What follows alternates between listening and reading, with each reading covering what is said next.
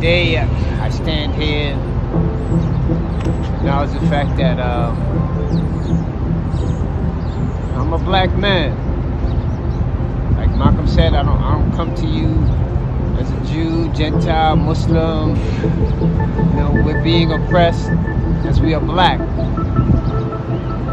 I'm here to stop the oppression. Ashe.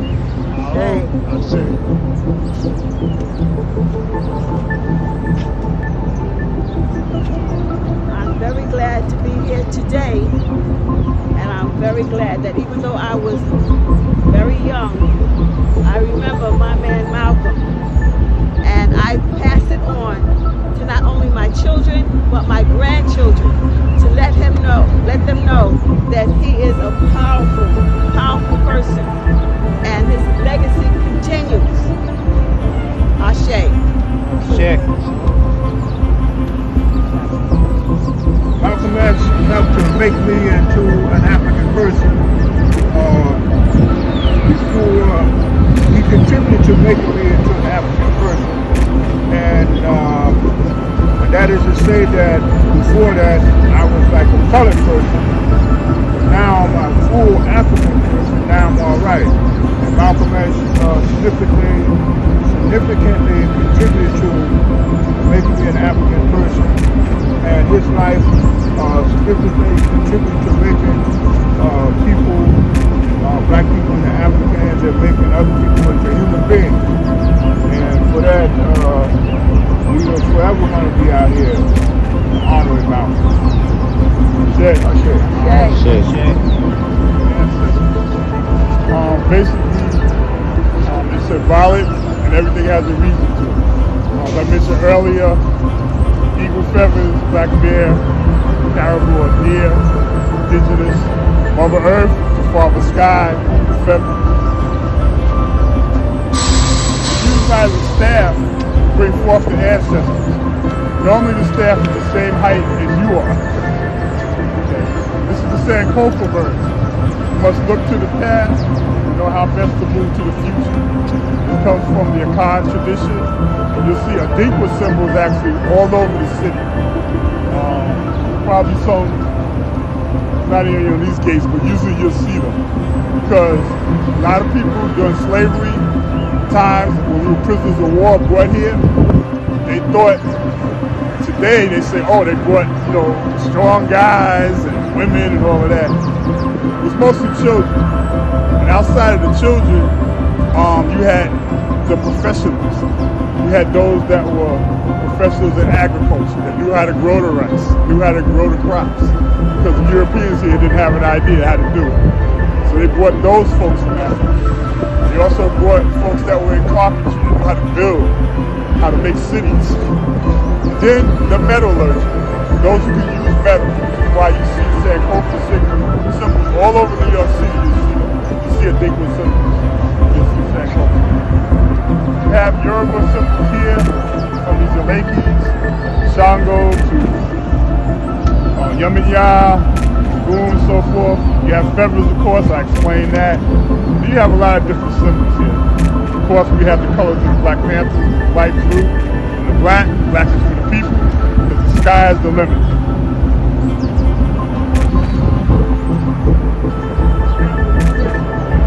Red, the black, and the green. Came out of the UNIA, founded by the Honorable Marcus Garvey, who also walked these streets of Harlem. The red is for the blood that we as a people have shed throughout our struggle. Black is for the people that we are, spirituality that is incumbent within us. And then even in terms of the universe, there's something called dark matter, which they have no definition on it. Scientists do not know what it is, but it makes up over 90% of the universe. That's us. That's the creators. That's our ancestors. Green is for our land.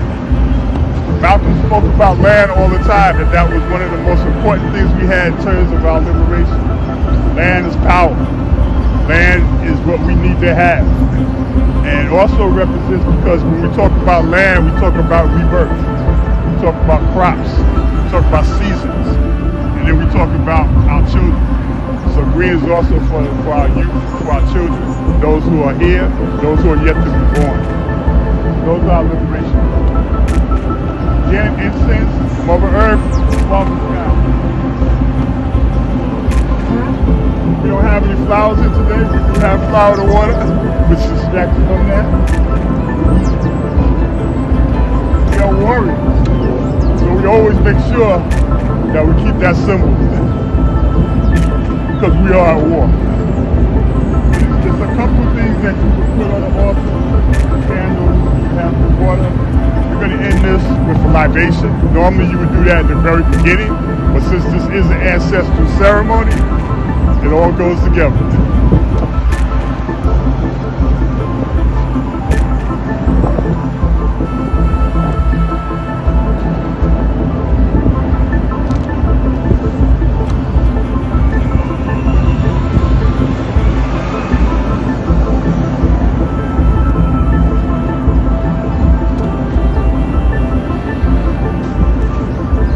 We call upon our ancestors whenever we do rituals. As I mentioned earlier, you should always put a plate together when you have a large meal to remember your ancestors. No, we know we're not feeding them. It's not worshiping the dead. All those things that the Europeans tried to put into them. Okay, yes, there is spirituality involved, but we know that we're all part of nature. This tree is part of us. Birds you see flying around here are part of us, and we're part of them. Western civilization is about control, so they don't recognize them. They want to control everything. If they can't control it, then they disown it, or they try to destroy it. Okay, but we are part of this, and we got to free this planet. But we're not going to be here because Mother Earth will get rid of us, just like the virus we try to get rid of today.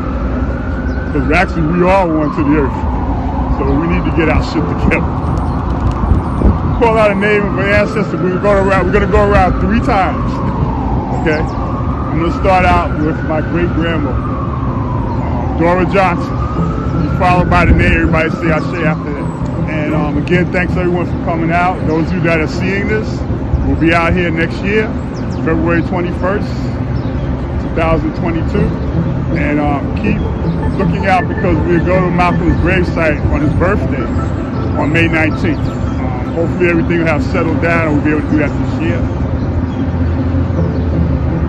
This is our Black Shining Prince. Always remember Malcolm and keep him in your heart. Peace. Peace. Dora Johnson. Ashe. Ashe. John Africa. Ashe. Jacqueline Haywood. Ashe. Grandma Esther Glenn. Ashe. Sebastian Haskins. Ashe. Nat Turner. Ashe. Phil Africa. Ashe. Fannie Lou Hamer. Ashe. Mother Carrie Glenn. Ashe. Odell Jones. Ashe. Harriet Tubman. Ashe. Delbert Africa. Ashe. Shamir Rice. Ashe. Eric Gardner. Ashe. Delbert Africa. Ashe. Fred Hampton. Ashe. Anybody. Breonna Taylor. Ashe. Malcolm X. Ashe. Martin Luther King Jr. Ashe. Ida B. Wells. Ashe. Those who are known, unknown, travel across that middle passage, who suffered on these lands, we must always remember them when we say, Ashe.